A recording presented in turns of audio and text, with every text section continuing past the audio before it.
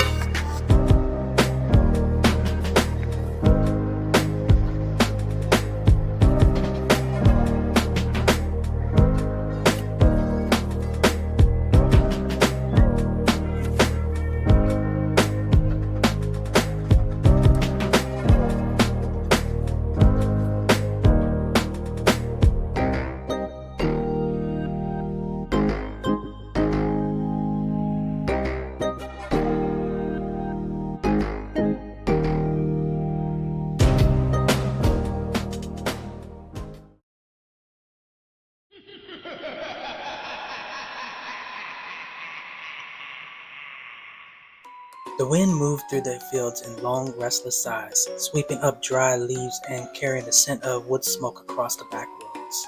Porch lights flickered behind jack-o'-lanterns, their carved faces glowing like tired old spirits. Somewhere, the school gym echoed with the sound of horns and teenage laughter. At the drive-in, monster movies danced across fogged-up windshields.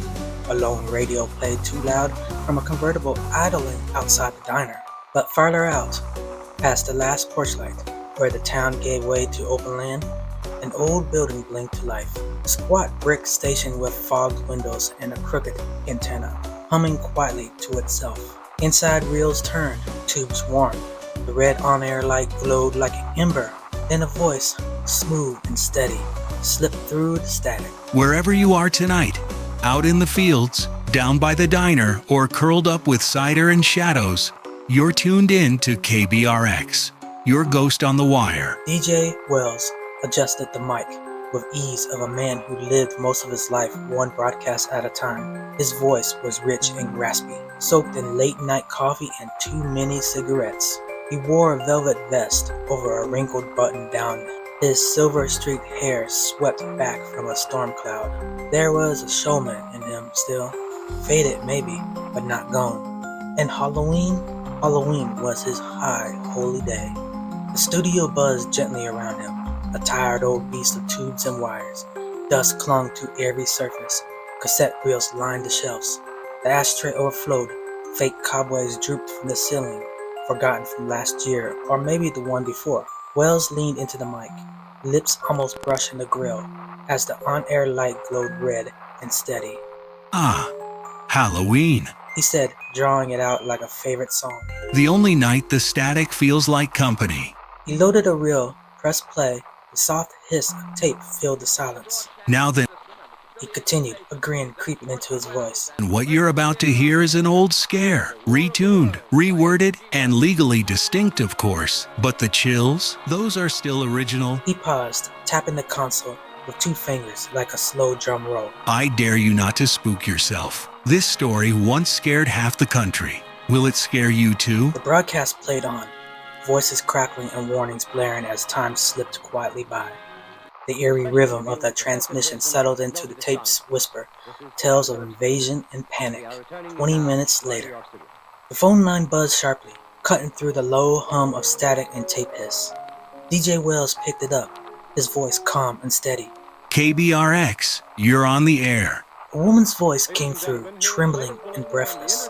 Lights, bright lights. They were dancing over Route 6, like they were alive. I've never seen anything like it.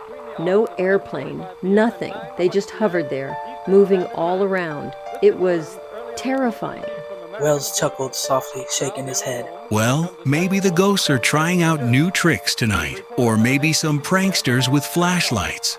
Folks get pretty creative this time of year. Don't let the shadows get to you. Before he could say more, the line went dead. He chuckled again, then flipped the switch. The studio filled with a haunting melody, low, droning, unsettling. The phone lines were open. Keep your eyes peeled, folks. This is just an old scare. Don't go spooking yourselves. The calls came in scattered and frantic, each one a piece of a puzzle no one could quite solve. Something's missing from the farm down the road. Folks say people just vanished. My radio's crackling weird. I swear I heard voices. Voices not yours. There's something moving out in the corn, like shadows shifting against the stalks. Lights flashed over Route 6, not like any airplane or truck I know. Wells started out laughing it off. Sounds like Halloween's working its magic. He said, voice easy. Remember 38? Everyone was spooked then too. But the calls kept coming, more urgent, less sure. Snippets of fear and confusion, layered on static. Something was stirring out there, just beyond the night's edge. Then the studio speakers crackled sharply, an interference that didn't feel random. Wells reached back, checking wires and fuses, but the equipment was fine. The overhead lights flickered. Shadows danced against the cracked paint of the walls. Wells rubbed his tired eyes and glanced toward the window. A pale, steady glow pulsed over the fields.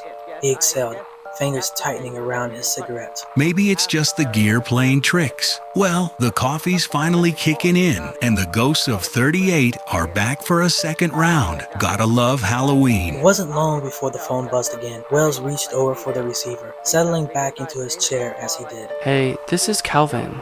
I don't really know how to say this. Wells took a slow drag from a cigarette, a small smile tugging at the corner of his mouth as his eyes narrowed slightly. Calvin continued softly. Maybe 5 minutes ago, my dogs started barking. They were all riled up like never before. Wells put out his cigarette and picked up a piece of paper, tapping his pen lightly against the microphone stand. The studio was quiet, except for the faint hum of equipment. They were going crazy. Then I heard something. I went to let them out, but they just ran back inside. I looked or tried to peek into the dark, but couldn't see anything. Wells shifted in his seat, leaning forward. I went to see what was going on, and then there was this blinding flash. His fingers drummed absently on the console. He sat up straighter, his smile widening, eyes clearly intrigued. Like lightning, but colder, almost electric.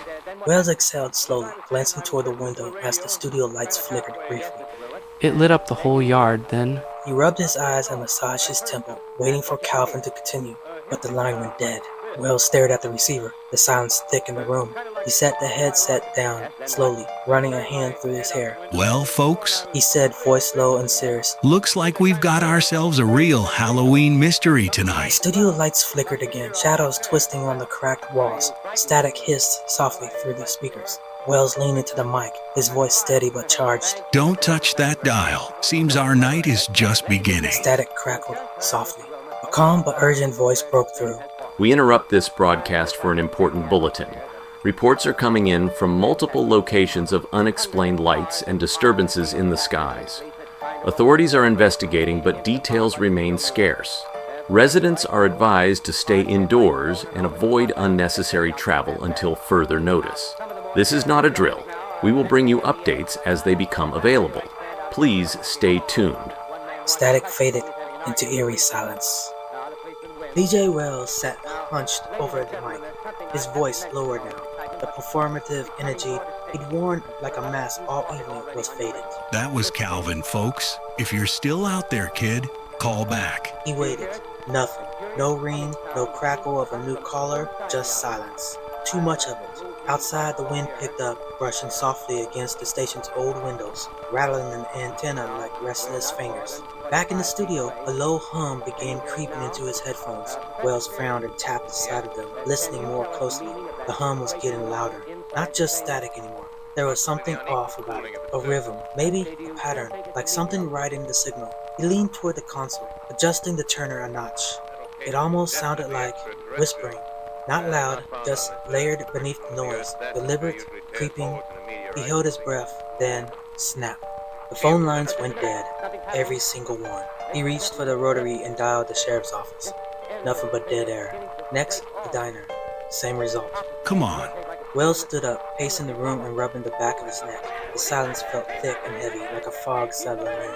Still, the hum persisted, just low enough to doubt, just clear enough to disturb. A flash of movement outside caught his eye. He went to the window, but saw only trees shifting in the wind and a flicker of headlights on the distant ridge before they vanished. Back at the mic, he cleared his throat. Phones are down. That's new. If anyone's listening, I'd appreciate it if you gave me a ring. Let me know I'm not talking to just myself out here. He gave a nervous chuckle, but it didn't carry far. Even his voice seemed swallowed up by the static now. A chill ran through the room, not from the wind, but the kind of cold that made your skin tight, like there was ghosts lingering just out of sight. And far off in the background, the whispers kept coming, surfacing just beneath the hum. Wells opened a dusty cabinet in the back room, the hinges groaning under years of neglect. He reached in and lifted out an old shortwave receiver, a relic he kept for picking up odd signals and local whispers. As he pulled the radio free, something shifted behind it, a worn, forgotten folder, its edges yellowed and brittle. Slipping slightly out of view, the label read, Project Material, Blue. Wells glanced at the folder, noting the faded stamp, Confidential, USAF, 1954. It belonged to the last radio DJ, the one who retired years before him and never cleared out the station's dusty archives. He hesitated for a moment, curiosity pulling at him, but instead closed the cabinet drawer quietly and turned his attention back to the shortwave. Switching it on, static hissed through the speakers. Then faint tapping began, hoarse like pulses, broken and jittery. He twisted the dial, straining to catch the sounds buried beneath the noise. A harsh, garbled voice cut through, fragmented and disoriented. Object. Trajectory unstable. Contact imminent. The words sent a chill through Wells. He frowned, realizing the station's aging equipment and atmospheric interference were blending signals, snippets of old military transmissions, mixing with unexplained noises. The static crackled, adding an eerie atmosphere to the Halloween night as Wells leaned back in his chair, grown weight settling upon him. He wondered if it was merely pranks or jokes, but a deep unease told him otherwise. This wasn't just tonight's strange interference. Has this happened before? The thought nudged at him. He glanced once more at the cabinet, took a fortifying breath, and rose, making his way back to the drawer. He pulled it open, his gaze lingering on the old folder for a moment before he reached in and retrieved it. Returning to the booth, he set the folder down on the desk beside the console, opened it, and began to read its contents. The power cut out without warning. One moment the hum of the station filled the air, the next silence. A few seconds later, the emergency lights flickered on, casting a dim amber glow that made the studio look unfamiliar, almost haunted. Shadows stretched across the walls, bending the room into strange new shapes. Wells reached for his reel-to-reel recorder, his fingers pausing for just a breath before pressing record. His voice broke the silence, calm, steady, like a man just trying to keep the rhythm going. Power's out here at the station. Still no response from town. Phone lines are dead. I'll keep this running, just in case. He stood and moved toward the door, gripping the handle. It turned, but the door wouldn't budge.